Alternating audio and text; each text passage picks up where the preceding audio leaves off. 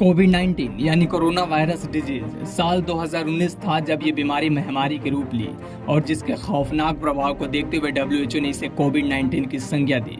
प्रतियोगी परीक्षाओं का प्रश्न बन चुका ये वायरस आज एक बार फिर से भारत के साथ कई अन्य देशों में दस्तक दे चुका है।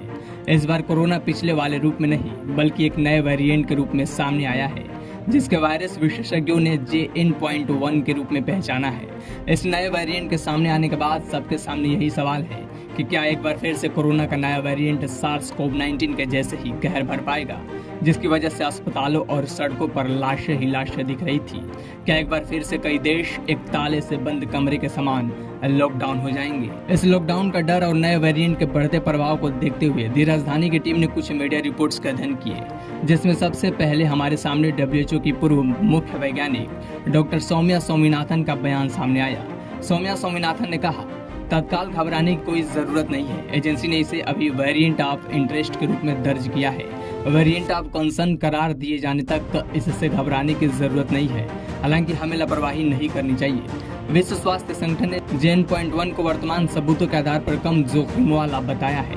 इसके मूल वेरिएंट BA.2.86 से अलग और वेरिएंट ऑफ इंटरेस्ट के तौर पर वर्गीकृत किया गया है। JN.1 के अध्ययन के दौरान हमें कुछ दूसरे देशों का भी डेटा मिला, जिसमें लंदन सबसे अधिक प्रभावित दिखा। इंग्लैंड और स्कॉटलैंड में हर 24 में से एक व्यक्ति कोरोना से संक्रमित है। पूरे इंग्लैंड और स्कॉटलैंड में कोरोना के प्रसार दर 4.2% है। लंदन में यह दर 6.1% रिकॉर्ड की गई है।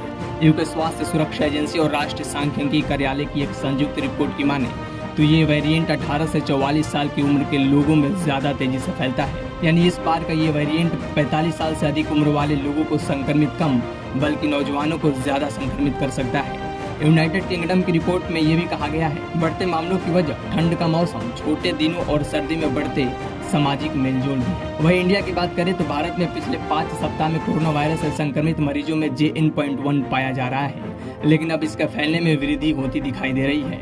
यानी सीधे शब्दों में कहे तो JN.1 भारत में 1 महीने पहले से ही एंट्री कर चुका है, लेकिन अब इसके फैलने की दर वृद्धि देखी जा रही है।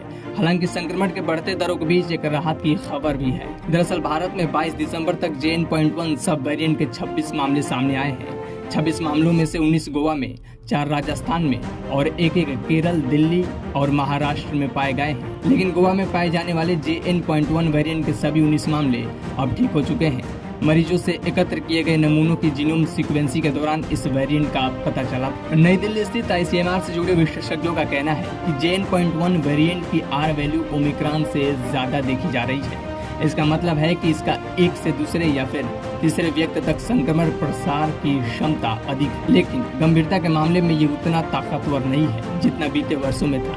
वहीं national centre for disease controller यानी NCDC ने भी स्वास्थ्य मंत्रालय को रिपोर्ट सौंपी है, जिसमें बताया गया है कि JN.1 का संक्रमण देश के 11 राज्यों तक जा पहुंचा है, जिसमें केरल, कर्नाटक, तमिलनाडु और महाराष्ट्र के अलावा गोवा, पुडुचेरी, गुजरात, तेलंगाना, पंजाब, दिल्ली और राजस्थान भी शामिल है, जिनके सैंपल की जीनोम सीक्वेंसिंग रिपोर्ट आने का इंतजार है। यानी सीधे शब्दों में कहे तो इन राज्यों की रिपोर्ट आने के बाद JN.1 से संक्रमित मरीजों की संख्या बढ़ सकती है।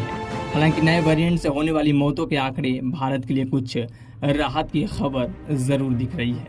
ब्यूरो रिपोर्ट, दी राजधानी।